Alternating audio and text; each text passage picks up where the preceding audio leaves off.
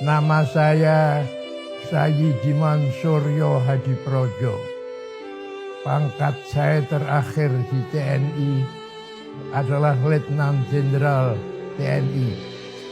Saya sudah pensiun, sudah purnawirawan sejak tahun 1982. Di sini saya perlu ceritakan lebih luas.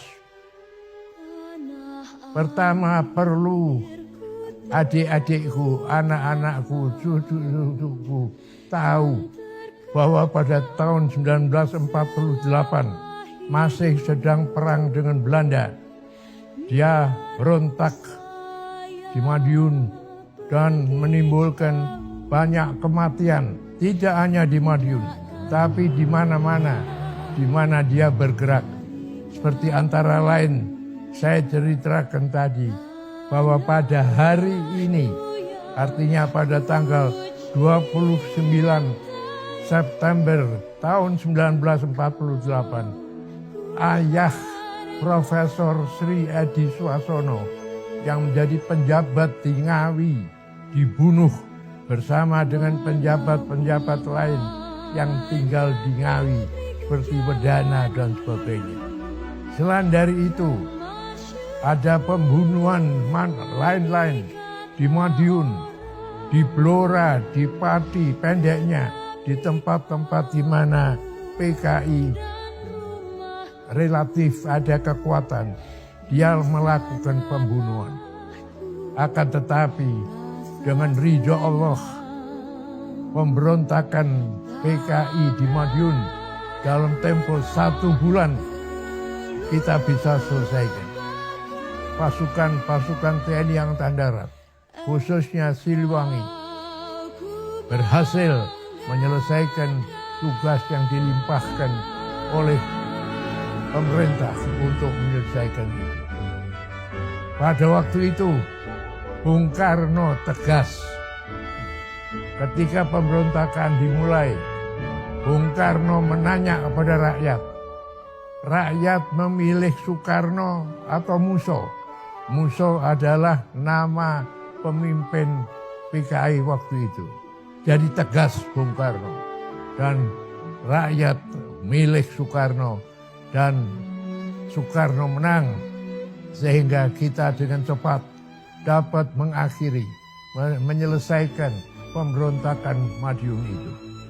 Jadi oleh karena itu, memang di masyarakat Indonesia ada rasa penolakan, bahkan di kalangan Islam banyak kebencian oleh karena PKI seringkali melakukan gangguan pada pondok pesantren dan lain-lain.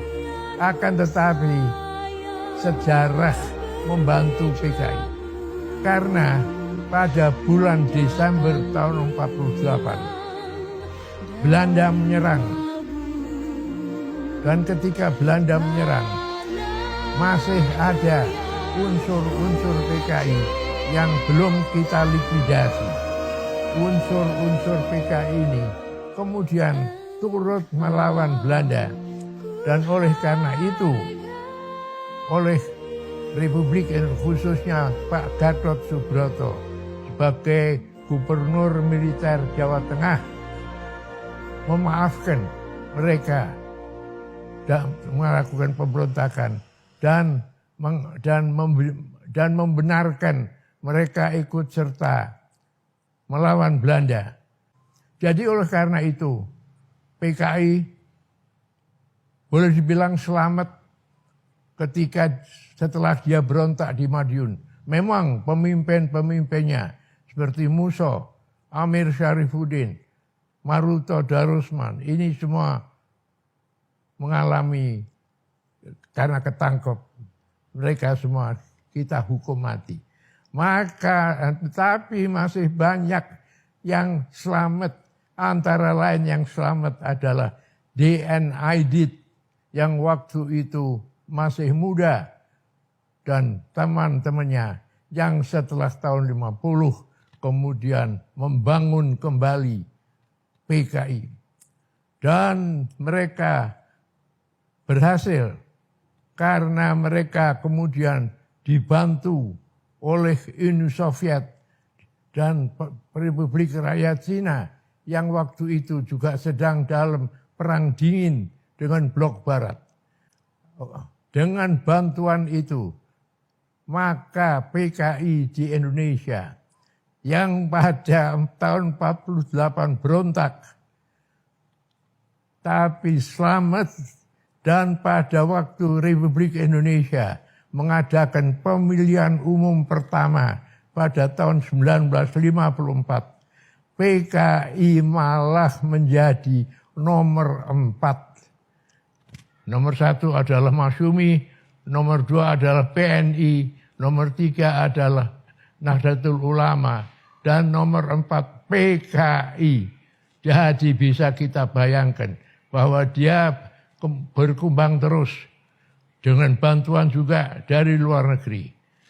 Proses itu menimbulkan kondisi di Indonesia bahwa PKI makin kuat, dan kemudian pada tahun 60-an telah menjadi partai komunis yang terbesar di dunia di luar Uni Soviet dan Republik Rakyat Cina.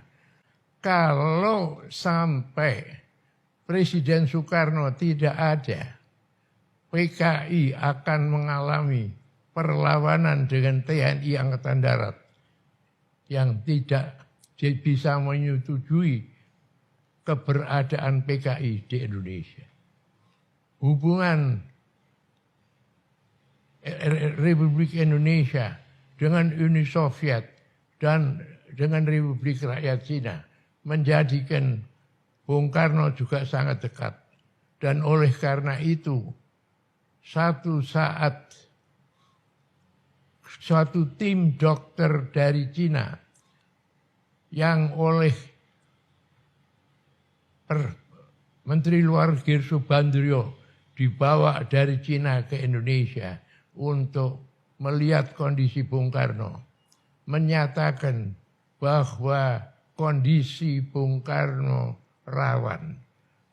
Kondisi Bung Karno kalau tidak ada usaha khusus maka akan mengalami kelumpuhan atau hal rawan yang akan terjadi pada Presiden Soekarno.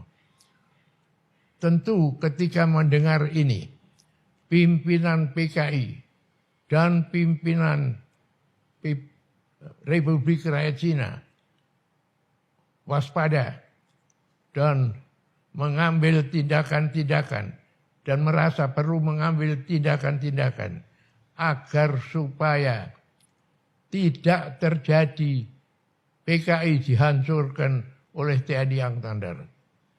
Maka inilah sumber dari keputusan yang kemudian diambil oleh PKI bahwa sebelum ada terjadi apa-apa dengan Presiden Soekarno, selama Presiden Soekarno masih sehat, harus diambil tindakan-tindakan terhadap TNI Angkatan Darat yang tidak memungkinkannya mengambil sikap penghancuran terhadap PKI. Untuk itulah kemudian pimpinan PKI, DNID, membentuk suatu badan namanya Biro Khusus. Biro Khusus ini dipimpin oleh Zam Kamaruzaman. Dan tugas utama Biro Khusus adalah